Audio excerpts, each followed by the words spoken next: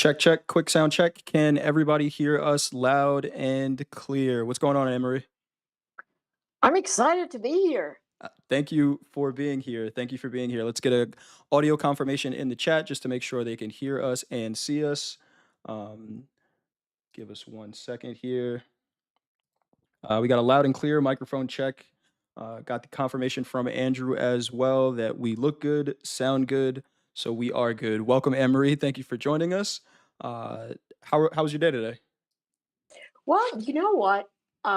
It was good in the morning, and because I like range trading, and I saw the setup, it worked really well. I got a little ahead of myself trying to get this afternoon bounce, and so the afternoon was a little choppy, but the morning was great. Okay. Awesome. Awesome. Well, thank you for joining us. If this is your first time here, welcome to At the Buzzer, our market Yes. recap. I am Coach Jay. That is the great Anne Marie Band. Coach Paul is actually out today. Well wishes to Coach Paul. He's dealing with the flu right now, so he has been in bed kind of sick all day, but we do have the great Anne Marie filling in for Coach Paul. So thank you for joining us. If this is our first time meeting, I'm Coach Jay. Been a Topstep Performance Coach since June of 2023. Been trading for the past 12 years and in the futures markets for the past 5. And that's Anne Marie. Anne Marie, go ahead and introduce yourself.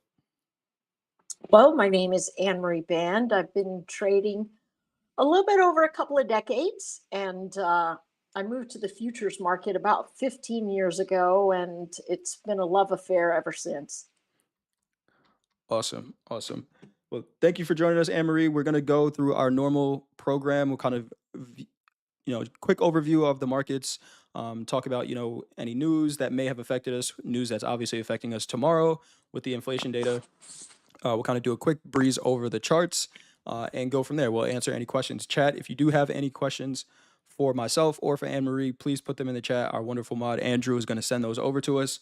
If you have questions specifically for Anne Marie, now's the time to ask them. I will step out of the way and throw those over to her. As far as news goes today, we didn't have much out that was affecting the equities. We know we have CPI coming out tomorrow and PPI out on Thursday, which are going to be the big numbers for the week. And Friday, I think is pretty quiet. So CPI, PPI coming up, and we had a little bit of a sell-off in the equity markets prior to it.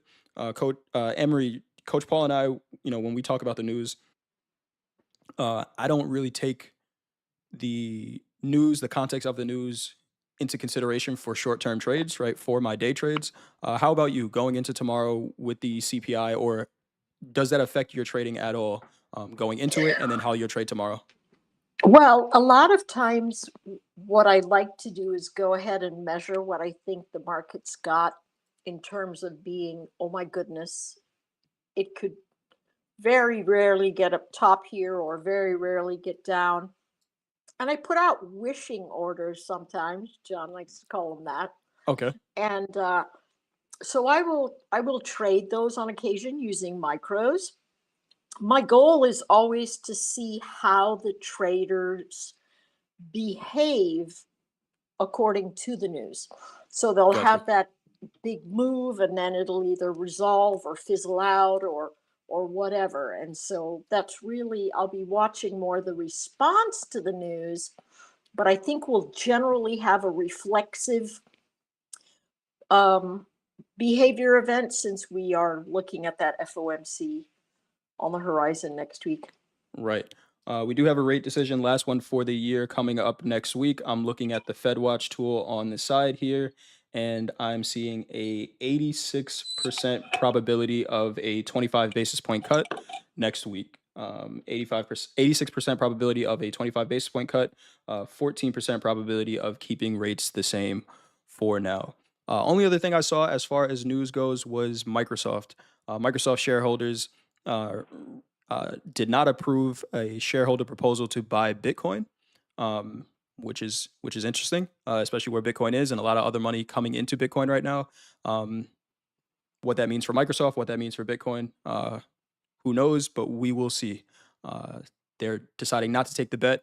Maybe if we get a pullback, right? Maybe they don't want to buy it at 100,000, but if we get a pullback to somewhere near 70s, might look like a better investment. Agreed. I actually am waiting for 71. There you go. 71K. There you go. You heard it here first. Well, let's get into the markets.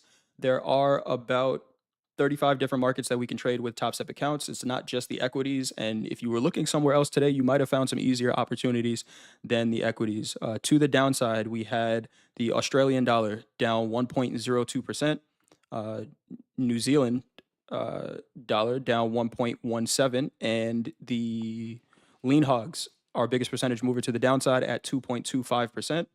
To the upside, we had cattle up 1.1%, gold up 1.25, and corn, our biggest percentage mover to the upside, up 1.53%.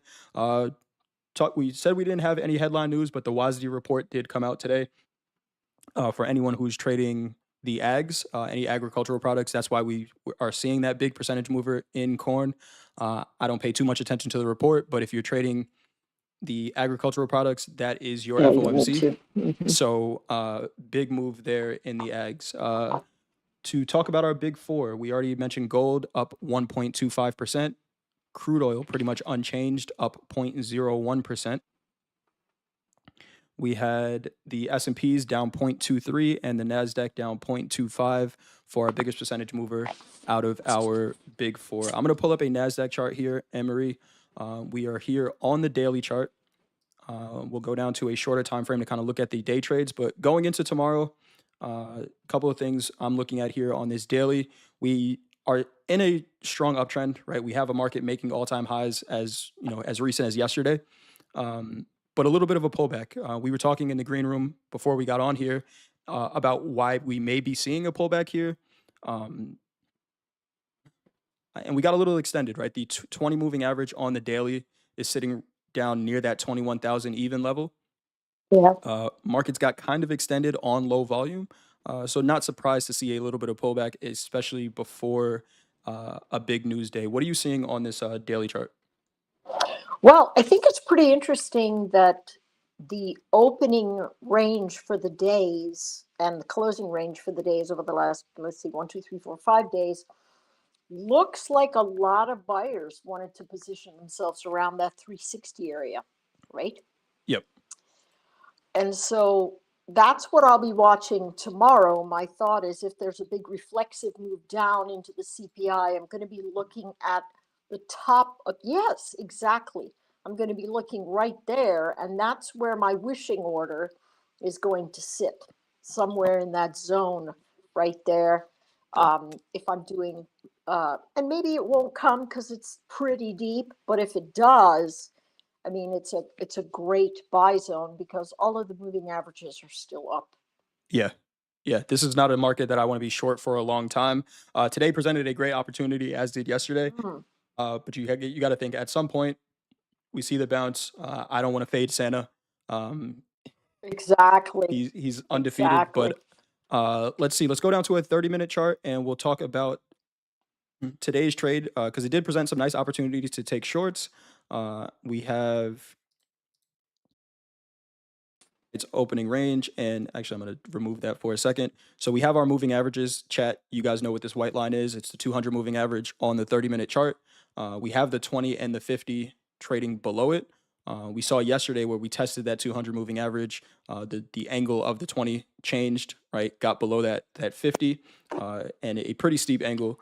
So when we traded above the 200 moving average today up to that 21,600 level, almost the same exact trade that we had yesterday, right? Where we traded up to 21,700 and rejected at a major level. Same thing today, 21,600. We've seen this before where it seems like every $100 level or 100-point level, the NASDAQ is rejecting and selling off.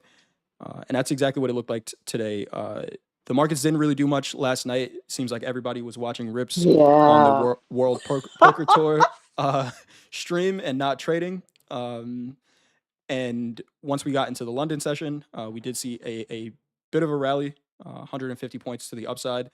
But then coming into the New York session, this is the trade that they caught in the house account. Dakota and Rips both looking for a short on this rejection at 21,600, and just a really nice move to the downside. Emery, you took some trades in the NASDAQ today. Walk us through what you were looking at and your trades for the day. So I was looking at that same 600 rejection zone. Okay. And so what I did was I normally look at a 15-minute chart. After I've looked at all the big picture charts, I'll look at a 15-minute chart. It'll help me Okay. with that range base. And I saw that it was rejecting up at that where was that?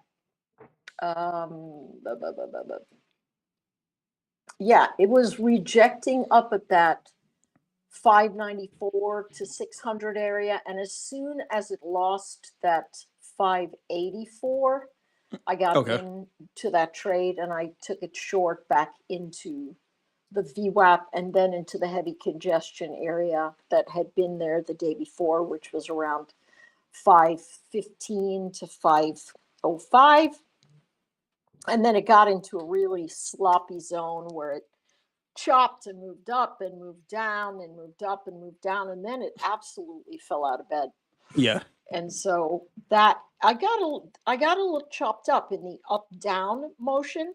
Okay. When it finally broke down there at about, let's see what your screen says. 506 around here. Actually, by about 490. Got you. Okay. What I started looking at it and I went, all right, it's making a new box. So if you draw a new Gann box through that range that comes down into a little further down, right there where old support became new resistance. That was the clear breakaway spot. To me, I like to use JJ, the VWAP trader. He's on Twitter. It's called a look above and fail. Okay. And you could see at the bottom of that box, it was a look below and then the look above, and the look above failed. And so that brought in the brand new short. And if you just replicate that second Gann box, if you replicate it and just put it down on the bottom underneath all the other motions, it'll tell you where the price action should be headed. And if you replicate it again, you'll see it goes almost half back. And so I love these simple ways to measure moves. See how it goes on to the halfway spot, breaks below, and then immediately recovers. It gives us those buying areas that we can say, all right, well, I know my risk if I'm wrong and it's turning around, because as we know, with intraday traders, when all of a sudden we begin a big cascade down, we know it's algorithms and traders that are just shorting the momentum, and eventually they're going to have to buy to cover. And that buy to cover creates that reflexive motion back into the top.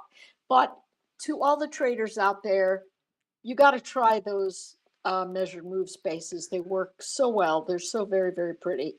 They're very, very helpful. So Anne-Marie, I want to ask you a question then. When you're measuring these moves, right? What time frame? I know you said you look at a 15-minute, and chat doesn't miss anything. I moved the wrong box. Chat, my bad. Yeah, and you can square the other one down. There we go. Yeah, and you'll see Even it comes better. right into the halfback.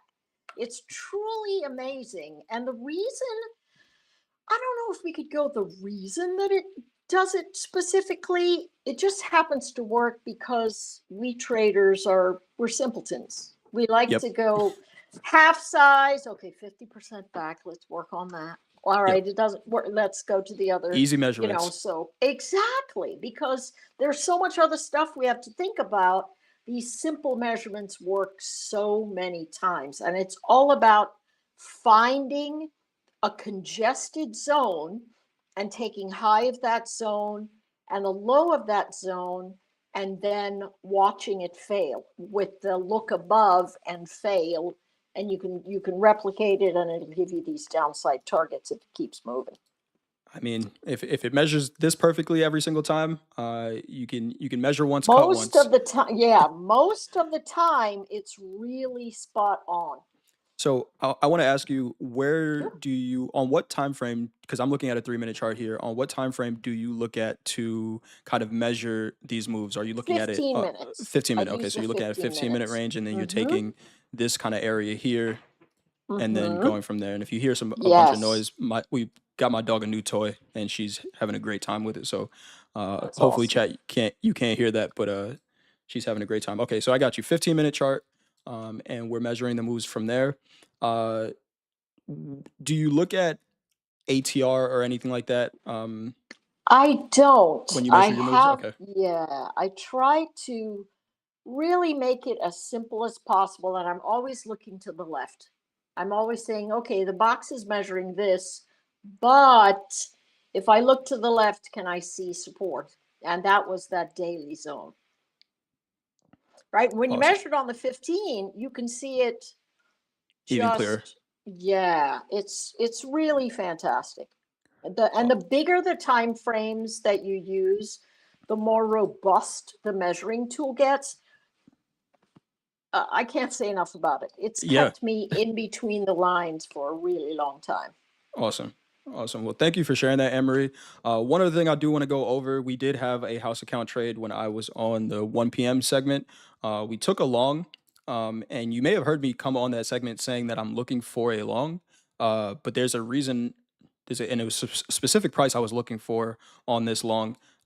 We had this volume. You guys all know that I'm a volume trader. The reason I didn't take this trade was this 3 minute candle right here was the highest volume outside of the initial balance. Mm. And this is where sellers come in. Now, a lot of times we'll see this be the low of the move, especially if we get a close above. We can see it presented a couple of opportunities in this consolidation to take some trades, maybe some longs in that consolidation. But we never really found a buyer to step in here. Again, if we look at the whole number levels, we have 21,500, which is another 100-point level down Yep. from that 600. So by the time we got onto that segment, we're trading around this area again. And I said, I'm looking for a long, but price has to close above 21,460 on a 3 minute for me to want to take that trade.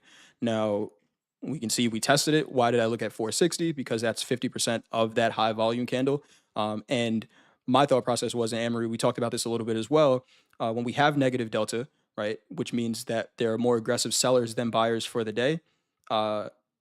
If price gets above a level where sellers came in, then the thought is that they might have to cover those positions, especially if they're short time Mm-hmm. frame traders. Now, this was the highest volume to the sell side that we saw outside that initial balance. So when the market trades in those prices, what I'm looking for is, okay, maybe I don't want to wait and give up trade location for the trade above 470, but they need to start giving up some of this area. So I want to see some candle closes above 460. That way my risk can be below where that selling came in, and we never got it. It was Uh-huh. actually a pretty good short signal where we wicked to that price and sold off, about 100 points from there. Eventually we got the covering move, but happens later in the day where all of us have to close positions at Topstep by 3:10 Central Time, and that's Uh-huh. what gives us this move into that close. So really interesting day, really nice day in the NASDAQ. If you were short, let us know in the chat. Did you trade the NASDAQ today? Did you trade the equities? Were you short? Were you long? Did you get chopped up or did you just stay out of it today? And then we'll move on to another market. And if you, Emery, you got a question. Who was that person you said, JJ, the VWAP guy on X? Yes. Okay, there you go. Yes. Okay, got you. All right, awesome. All right, let's go over to the I S&Ps have a real. question for you really Sure, fast sure. before you move on to that. If Mhm. you see another 3 minute candlestick that's got that kind of volume, do you replace your drawing that you have right Uh, there? I will. Yeah, I will. So if there ends up being another high volume candle outside of this, and the reason I'm picking this one is because it's an anomaly, right? I could Mhm. pick these also, right? Because these are pretty high volume outside of that initial balance. Uh, but the reason I picked this one is because here we have, it looks like volume is kind of waxing, right? We have a volume candle, Mhm. then the next one builds on top of that, and it's consistent. This one is very inconsistent, right? Where we have a spike and then immediately after there's no follow through, which tells me that there was some type of exhaustion move that happened here, and then I want to pay attention to these prices. Gotcha. So Gotcha. if we Thank if you. we get another one of these and you know, we can say maybe this one, right? Before we eventually get the one that hit the low, we could say this one Mhm. here, and then I'm gonna look at the same idea, right? Does the market close Gotcha. above it? Does it hold as a resistance? Okay. Very good. Very Um, good. but great question there. Let's look at the S&Ps real quick. We'll just go out to the daily. I think we may have hit the, not yet. So 20 moving average on the S&Ps, right around 60, 16 on the daily chart. Mm-hmm. And kind of the same idea. Market's in an uptrend, just looked a little heavy, got a little overextended on lower volume, and a bit of a pullback day today. Do you trade the Now, S&Ps since often, Emery? I do, Okay. so here's a question for you. See, we've had over the last 4 trading days, we've had a failure to go higher and then a series of lower lows. Do you look at volume profile um, to help you see where that level that they might be have a magnet towards, or do you just look at support and resistance like me? Because I mean, I just look at support and resistance. For I just me, wondered what you do.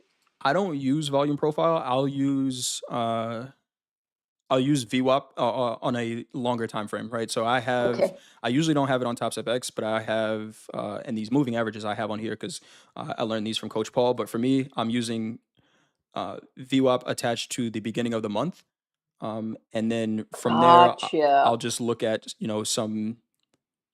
from there, it's kind of just support and resistance, right? Where did the market bounce from? On another platform, on Quantower, I have some footprint charts that show imbalances in volume and things like that. And I'll use those as potential targets. But I don't use volume profile too much. Gotcha. Okay. Good to know. And just a bit of a difference here, speaking about that monthly VWAP, here it is on the S&P. It's that green line there. And in the NASDAQ, it is a little bit different. In the NASDAQ, I think we closed above it. We tested it and closed above it. So maybe the NASDAQ a little bit stronger right now. Interesting. Okay. All right. We got a question here from JD129. When trading VWAP and anticipating a bounce, how far would you place your stop loss above or below anchored VWAP? So JD, good question. Let's go to a shorter time frame. We didn't really get a great test of it. If we have I'm going to do this actually. So I'm going to anchor a VWAP here just so we can see a bit of a trend. If we have a trending VWAP and I want to trade against it, I'm going to set my entry somewhere as close as possible to it, or try to get in as close as possible. And then I'm going to go with a 2 ATR stop, or usually like a 1.5 ATR stop on the 30-minute. If I'm trading around a trending VWAP, I don't want to get wicked out of a trade. So I'm going to set my stop so far out of the way that if it does get hit, or if it has the potential to get hit, then I'm completely wrong about where the market's going. Right. What I like to do there, right where your cursor is, right? I Okay. look for old support that Okay. becomes resistance, Okay. and I stare that area down and say, all right, if I want to chase this in, I'm going to give it a few points, but what I'm going to look for is the bounce up above that VWAP that matches an old support zone, and when it loses it, I'm going to go into that area. So I like that. I just So would your stop be yeah. somewhere? Let's say you got short at this VWAP here, right around Mhm. 480s. Would your stop be somewhere around 520? Yes, Okay. exactly. It would be above those higher wicks that, yeah, right Okay. there. Got you. That makes a lot of sense. Makes a lot of sense, right? Where that way you don't even need the indicators on your chart. This is kind of how Dakota trades, right? Just looking at the price action, and this Mhm. is an area where the market had to make a decision. The last time it made the Exactly. decision there, it bounced. We sold through it. So now, what's that decision? Supports becomes resistance, and setting your stop somewhere above that. Yeah, I love that. Is there a big difference in trading the ES versus the Nasdaq from a price movement perspective? What would you what would you Yes. what would you say there? Yes, absolutely. Very, very big difference. Very big Yeah, difference. for me, it's the pace. The Nasdaq is going to move a lot faster. It is maybe not going to respect, from my experience, not going to respect levels as much, right? Where the S&Ps, I might be able to go a little bit tighter on a stop if I have a level that I think is pretty strong. The Nasdaq could blow by that level, blow by that level by 30 points and then turn around. Exactly. And then turn around. Exactly. So that's the difference. NASDAQ is going to be a little bit more volatile. And we have to look at the markets that we're trading, right? If you look at an order book on the NASDAQ, it's a lot thinner than the S&Ps. So, it takes a little bit more to kind of stop the market, if you will. So interestingly, if you try to trade the NASDAQ and you see a certain level, it is very important to work on your self-control where you go, you know what? I want to take that short or I want to take that long, but I want to see it confirm. If you hear me on Topstep TV, I always talk about I want to see if it builds structure. Yep. And so when I say build structure, if I'm looking for a long, I want to see it, one, fail to close lower, two, bounce into that resistance area and over it, and then three, pull back and hold a higher low. And so whatever time frame you're staring down, you're literally going to see that all the time. And the faster the time frame you go, the more you'll be able to get into that trade. But even if you look at it on a daily, does it fail to head lower? Does it bounce into prior support or resistance? And then does it pull back and make a higher low? The pulling back and the higher low are going to give you a shot at upward momentum a lot faster. And so the only time you can see sort of that, see the 3-minute chart right there, how it's almost a V-shaped bottom. And that's because it's a very important number. And you'll notice from the daily chart, it's the floor of the last 4 days. And so when you see it come into that zone, you're going to go, oh, if it moves past that area, I'm going to wait and watch it bounce up above the zone, and then I'm going to take it, because that daily area is very, very important. The longer the time frame, the more important the price line. Makes a lot of sense to me. Let's look at gold. Let's move over to gold. We've been talking about gold a little bit, being in this consolidation over the last couple of days on the daily chart, and kind of accepting above that 50%. This is exactly what I was looking for the NASDAQ to do on a shorter time frame, right? We had this high volume to the downside on the daily in gold. We consolidated, we held the low of this candle at 2640, we'll call it. And now we're starting to trade through that imbalance. And, here's the question. Is the gold rally over for the year? We're back above the 50 moving average on the daily as well. And not far from all-time highs. I myself was... Go ahead, Emery. No, go ahead. Finish your thought, and I'll I was looking for the potential test of this 200 moving average on the daily. We were about 7% away from it. But then if I look, we haven't hit it all year. So maybe I was hoping for something that was never going to happen. This market is in a very strong uptrend still. Go ahead, Emery. It is. CPI is going to affect it.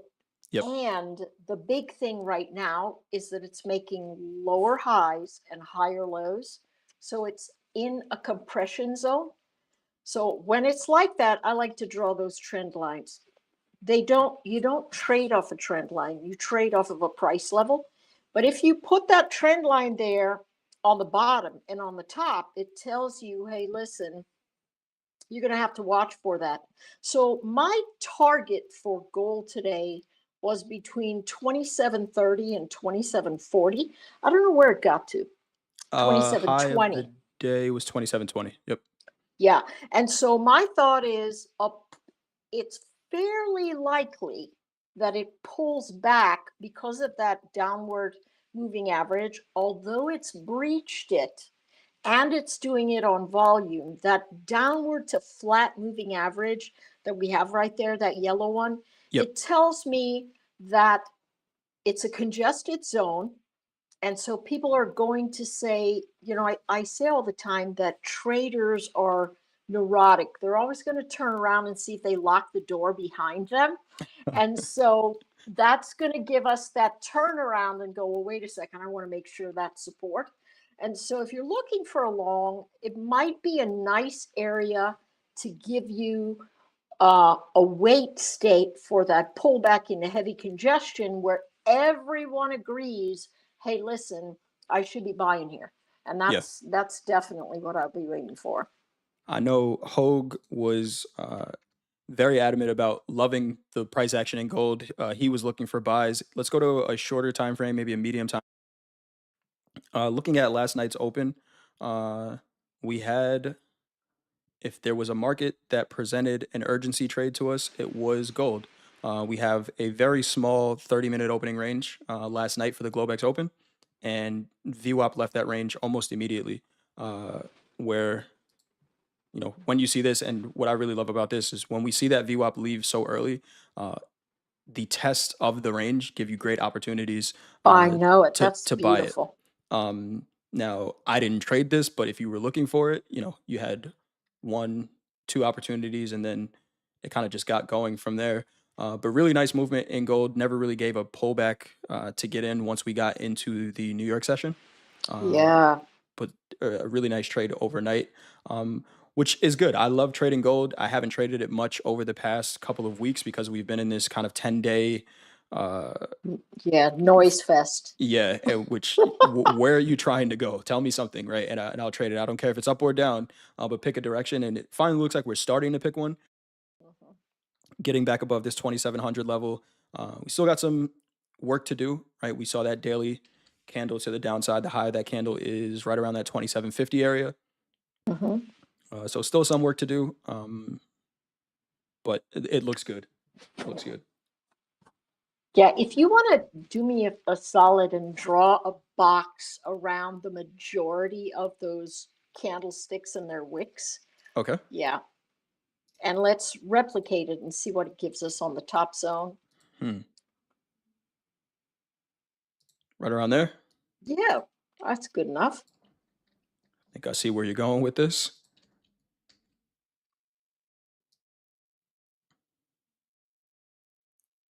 Almost to the 2751. yeah, Yep. almost the top of the box. So that's a nice look for where you're at, but that 50% area, I like to call it the halfback. It always ends up, not always, but many times it ends up being a point where traders go, you know what? I'm taking some profit. If it pulls back, I'm going to buy some more. If it moves ahead, then I'm still in the game. So what you're saying is this is not a coincidence that it's hitting this 50% level here. No. Not a coincidence. Yeah, I mean, I'm speechless, chat. I don't know what else to say. So now here's how do you trade this, right? So yeah, great. You guys measured it. That's cool. How do you trade this? For me, I would be looking for, you know, does this area, which, you know, on a smaller time frame was a resistance, right? It provided a nice, you know, 4-point trade, which isn't the biggest trade in gold. Does it start to become a support, right? Do we start to get some price action that closes above that area? And then again, all of the shorts that we had here, and we got to think that there might be some medium time frame, longer time frame traders in this that could be potentially holding shorts. Are they going to cover? And we see new buying coming in. I know Hogue talks about a lot about the open interest numbers on TopstepTV. So I'm curious to see what he says tomorrow about the open interest in gold. Is it growing as price is moving to the upside? Yeah, and I did also read on a macro note, and this is honestly something that you're going to have to watch because fiat currencies are getting just destroyed. Central banks continue to buy gold. So they're buying it on the sneak. They're buying it a little bit at a time. So we do expect it to break. All the deep dips have been buy zones, and central banks continue to buy gold. So the difference is, of course, we're buying a financialized product. So if anything goes sideways in the market, people are going to liquidate their financial products to make margin on some other financial product they have. But in general, spot gold, every single dip, we're seeing them buy. We just need to let those dips rotate through and allow us to find those spaces where, you know, we can legitimately buy, and that's always old resistance equals new support. it's going to be your best bet every time. Awesome. Anne-Marie, you are a wealth of information. I think chat agrees. Let's get some thumbs up, hit the like button, or subscribe if you haven't done so already. 694 of us watching here, listening to Anne-Marie give a Thanks. masterclass. Hit that thumbs up button if you haven't done so already. We have a question from Great Filibuster. Do you apply daily time frame volume to a lower time frame? I will. I will. Where if the daily volume is decreasing or lower, or I might map out something like this, right, where we have relative to all the volume that's traded, this high daily volume candle here. I'll just frame out the highs and the lows of it. This candle is important, and I'll go from there. And then I'm watching on a smaller time frame how volume responds around these prices, right? So we already got with this heavy sell-off candle here. We already settled back inside this candle, right? We're trading through it. So same thing, I'm looking for that imbalance to kind of trade out all the way through it, where 50% of this candle is 27.35. Yeah. I like Right. it. Let's see. So I'm gonna pull up crude oil, and I'm also gonna pull up. We'll go 2 charts here. See if I can do this live. Take this link off. I'm gonna pull up crude oil, and I'm gonna pull up nat gas on the side. That gas is going bananas. It is. I don't know what is going on there, but there has been some pretty good trades in it. A lot of inventory getting moved around. I don't know if it's a rollover thing. We mentioned this yesterday. Uh, I've seen some orders on the depth of market, 1,500 contracts in nat gas, 1,200 contracts, where you know normally the most you'll see is around 100. So I don't know if it's a rollover thing or what it is, but uh, presenting some really good opportunities to trade against it. The reason I'm bringing both of these up at the same time, we know Deanna is a crude oil trader, and she said she's moved over to trading nat gas and RBOB gasoline futures for now because of the price action in crude. We've been talking about crude for a little bit. Every time I bring it up, Anne-Marie, Coach Paul is just like, I don't know why we're looking at that. Uh, It's been a it's mosh pit. Yeah, it has been. We talked about this a little bit yesterday, chat. Crude does have this range. We'll call the low of the range $67. We'll call the high of it 71. And we talked about yesterday, maybe not looking for a trade in crude because where we were opening up was pretty much in the middle of that range, if not towards the lower end, but kind of losing some of the risk reward. We did have a 1% move in crude at one point today.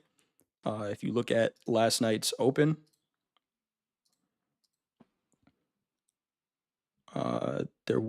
this just looks like a mess, to be honest. Where this is a case of there might be a better market to trade, in Yeah, my opinion. absolutely. Absolutely. And that looks like nat gas. I know nat gas has the nickname the Widowmaker. A lot of people are just like, oh no, you can't trade nat gas. Talked to Coach Paul about that a little bit as well, and it got that name when nat gas was trading around, I think it was $10, where percentage moves are a lot bigger than when it's trading around $3, right? Have you traded nat gas at all, Emery? Do you trade energies? I have traded nat gas a little bit. I'm more interested in it now because I think there's a macro move here. And I do try to look. I believe the next administration is going to be really focused on energy independence Okay. rather than energy dominance. And so that means they're going to look at every avenue. They're going to look at solar, they're going to look at hydrogen, they're going to look at nat gas. They're going to look at everything they can. Plus, it's wintertime, and I think it was Coach Hoop that was on earlier that Yep. on Topstep TV, and he was saying, "Hey, listen, if it's wintertime, you buy nat gas." So there is that going on. I am looking for something that looks more stable from a weekly percentage so that it sort of gives me a box that I can trade long term in some of my other portfolios. Right Okay. now, it's in a space where I go, what the heck is going on right here? It's just, it's come off of its bottom so sharply And truth be known, I've been shorting most of the highs that I see in Hmm. that gas. And now the basing that we're seeing here could be telling us a story that something big might be afoot. So I'm just waiting for a day where it just flushes to the basement and then I buy it and hold it and roll the contracts. Awesome. Uh, Emery, we got a question from Jesse James here. Do you take the midnight open as a level for any market that you're trading? Absolutely. Absolutely. I like to actually watch that hour between Okay. midnight and 1. And when we say midnight, we're talking Eastern time? Eastern time. Got you. Yes. Okay. Eastern time. I like to look at that. Now, do I put a lot of credence there? No, but I'll draw a little line framing around that area. What I really like to look at is the opening range of the Globex. Yeah, That's that's our favorite trade here. incredibly important to me. Yep. It's incredibly important to me. If I break below it, if I come up retested and fail, all kinds of things it tells me, and I really focus on that a lot. I also focus on the London Open. And then, of course, Tokyo is right in the middle of that midnight hour. And so it always captures that space there, too. Awesome. Thank you for that. Yeah, that Globex Open, that is our favorite trade to look at here. Yep. It presented a really nice trade today. If we look at this Globex Open, we attach a VWAP to it. Didn't leave that quickly. It made us wait a little bit. But we can see we established the range. I'm looking at a 30-minute chart here. Ends up being the hourly range as well. But we can see kind of that same concept, right? 50%. 50%. It rejects there. You can, take a short. I would consider this maybe preempting a short a little bit because I'm looking for that volume confirmation for volume to leave the range as well. But we can see, right, there's no convinced buying in any of this move. If you do preempt it, where do you set your stop on this? Do you go right above, make a new high? You could set it there. I know Coach Paul likes to do that. If I look at the ATR on the 30-minute, it's 16 ticks. So I could go 2 ATRs, which is 32 ticks, which would have never gotten hit today at all. Yeah. Which is, always good. But a really nice short. Yeah, it filled the gap and then some. Yeah, it did. Yeah, this Sunday gap, it filled it and then bounced. Really nice bounce. I think Coach Hoop caught some of this long. I did take a trade in that gas. When we got on the 1 p.m. segment, it was in a practice account, but it was based on this Globex Open. The high of the day, which was the high of that Globex opening range. We pushed into that. I saw a volume event up here where there was a ton of buying that got absorbed by a seller. I didn't get to see what was on the order books, but I have Quantower up on the side. And Emery, I've heard you talk about big trades, right? Is it called big trades in Yeah. in In CR Motive charts? Wave. Motive Wave. There we go. So you got one of those, a power trade. It's called in Quantower at this high, which to me is almost an immediate short signal. I should have taken on an account where I could actually make some money. Took it in a practice account, but at that point I was locked up for the day. But a really nice trade here at a level for a quick short. Now, is it the biggest trade of the day? It's not, but sometimes they don't need to be, right? I think it's always great to have, a couple of layups or just quick trades I can go to. Exactly.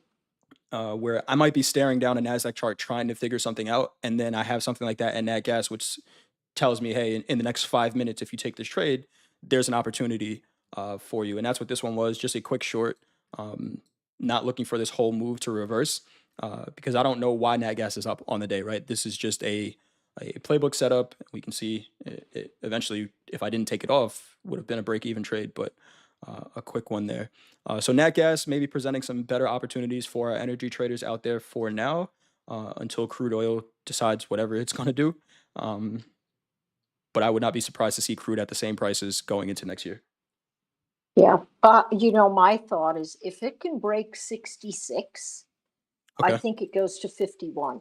And I mean, if it ends the week under 66, I think it goes to 51. Oh, wow. It's just, it looks terrible. And I think what we're going to see is Brent and WTI, which is what this is. This is West Texas Intermediate. And the other one is Brent crude. So there are two different grades of uh, of distillation and what they can make with it, and the quality that we're getting out of the current um, wells that we have is much lighter than what we would like for it to be. So I expect the difference between Brent and WTI to widen a little bit, and Brent might have itself a little problem if it loses that 66, 65, 50 area for sure. Hmm. Lows of the year in crude oil right around 63, right under that 64 level. It's about 63 half, we'll call it. But yeah, this looks gross. It looks like it needs to Yeah, pick a direction. Um, yeah, and yeah, if it sells off, there's a ton of room just on this yeah, chart to the downside. yeah. Uh, There's scary room to the downside. yep. Remember, crude can go negative. Uh, any other charts, any other markets you want to talk about, chat? If you guys have any questions, let us know. We got about 10 minutes left here. Pull up a micro Bitcoin chart for Coach Paul, just to take a look at it. We're kind of consolidating around this, Yeah, right huge above that. consolidation. Yep, Yeah. hanging out at that 20 moving average on the daily, uh, which makes sense, right? We Oh, just traded at a historical level in Bitcoin. The markets have to decide what we're doing here, right? We need to yeah. find new buyers in order for markets to continue to go up. Whoever had their stops above 100,000 probably already stopped out already, if they were shorting this, but need new business to come into this market to continue to push it up, and we're just not seeing that yet. Yeah. And the next thing is if you just peruse social media, you'll see that a lot of people had 100,000 as their target. And I Yep. mean, even MP had that as his target. He was like, yeah, see ya, I'm out of here. And a lot of folks have cashed out. And so what we are building is a perfect place for a box. And that box is going to give us our next expansion from, the bottom of the edge to the top. That range there is going to tell us what's going to happen next. I would take the wick at the top and the wick at the last wick at the bottom there, right there. Yeah. And so what it's dancing around is that 50% range. So could Yep. it be um, a look below and fail and it's holding to head up? Possibly. Could it be um, a look below and then a failure to recapture the new highs? And you can see why I'm looking at the 70s area, right? I'm Oh yeah. staring down that 70 zone for the fill of the gap for people to go, oh my gosh, I'm out of here. I heard somebody say they want to see 37 again. I don't know that that's going to happen, but there's a move coming here, and because Bitcoin is a measure of liquidity in the market, if the Treasury and the Fed are continuing to tighten liquidity in the ways that they are, I believe that Bitcoin is going to show that a little Hmm. bit advanced. And so we're going to see a little tapering off there in my mind. That's why I'm waiting to get long again. Makes sense to me. Makes sense to me. Anne Marie, we got some requests in the chat for more of your technical analysis. So any market that you want to look at, I'm okay. They hear enough of me. They know exactly how I look at the markets. They're like, okay, Jay, shut up. Yeah, but We have you a know what? guest. We look at it the same way though, right? Right. Which is I mean, it's a great reason that we work well together is because we stare down the market the same way. We look for those 50% retracements. We look for Yep. those areas of heavy congestion. We look for the rejection of zones. We look for big trades on the ladder. And so, you know, here's the thing for everybody. One of the things we want to do a lot is overcomplicate, Hmm. and we have to realize that we're analog creatures, we're not digital. And so sometimes, most times, simple is best. And so Agreed. the big things that I say to everybody is listen, test yourself on whether you can understand what support and resistance looks like and what happens when support breaks, but it immediately gets recaptured in a buying tail. Remember, the wicks tell you stories. The wicks tell you if there's a buying tail, the wicks tell you if there's a selling tail. Pay attention, because those wicks that say, hey, this is a selling tail, if I can't get more selling, it means I jammed up right into the area that those buyers told me that I had a good shot at going long. And Right. so look at it in terms of more pictures rather than technical indicators that you have to jam up here and go, okay, here's the 20, here's the 200, here's the, not that those things aren't great uh ancillary things to use, but the picture of the candlestick tells you a story. Are you looking at a Maribozu candlestick where it's got no wicks and it's moving in one direction? It's telling you something, right? And so listen to the story the market's trying to teach, and Yep. then simplistically go, oh, well, that probably means I'm going to go down here. So choose a little bit of that. I always say, somebody made a comment the other day about don't predict, just react. And so Okay. the big thing is you can't quite do one without the other. You have to go, my estimation is that this is going to fail. Right. If it fails, this is going to happen. And if this happens, I'm getting in the trade. That's the reaction event. But you have to draw those lines in the first place and go, okay, old resistance, new support. If I break this level, I got to recapture it, or all of a sudden the buyers are no longer in control. And that simplicity is going to give you a great deal more power in terms of second guessing yourself, going, oh, okay, well, this moving average is flat and that one is going up and this one is moving here. And then I just saw that I've got this trend line going here, and clean it all out and Yeah. just make it simple and realize that support can get broken. You can take a short and it completely reverses.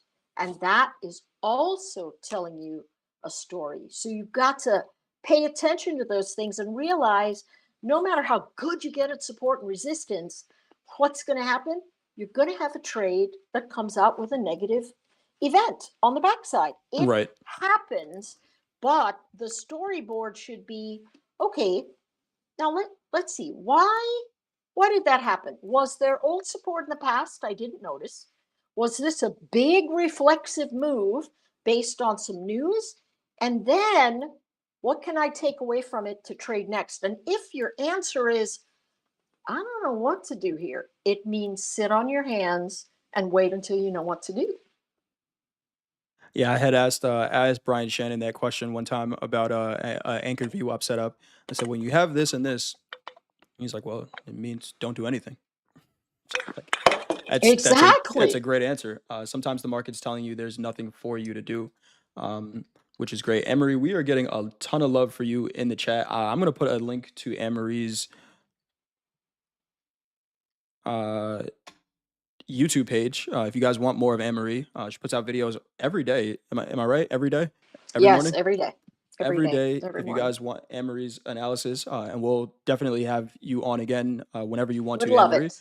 Yes, of with Coach course. Paul. I would love to just kind of sit back and let you and Coach Paul go, and just be a student at that point. But if you guys want Emery's YouTube page, I did just put the link in the chat. Shout out to Coach Robert. Says, "Oh wow, I left my YouTube connection open, and we are here." What's going on, Coach Robert? Thanks for joining us, even if it's by accident. Um, so Green Machine has been asking, can you put an anchored VWAP on ES 30-minute Monday high at 3 a.m. Eastern time? Definitely. What day was Monday? Monday was the 9th. I have no idea. That was yesterday. Uh, Yeah. right. It feels like I've Friday. no I've no Um, idea the days. I really don't. there we go. Okay. So yeah, I see what you're looking at there, Green Machine.